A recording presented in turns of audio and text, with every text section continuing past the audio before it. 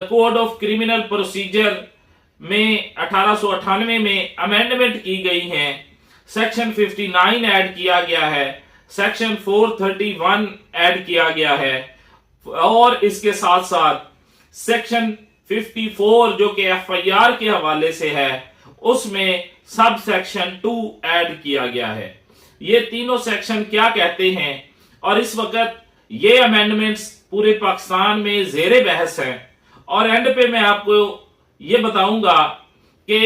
ये जो लॉ पास किया गया है क्या ये पूरे पाकिस्तान के लोगों के लिए फायदा मंद भी है या नहीं, या इसकी बहस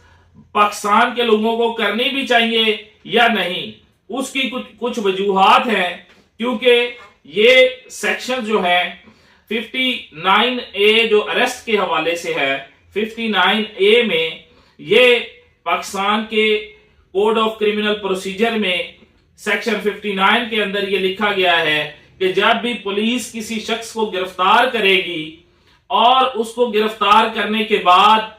4 तरह के लोगों को इतला या 4 में से एक को इतला देना जरूरी होगी। वो कौन कौन से लोग होंगे? सबसे पहले उसके वरसा जिसको गिरफ्तार किया जाएगा, उसके रिलेटिव्स, उसके रिश्तेदार या उसके दोस्त या किसी ऐसे शख्स को जो उसकी वेलफेयर का सोचता हो, मतलब उस मुकदमे में वो उसका फायदा सोचता हो। इन 4 में से किसी भी शख्स को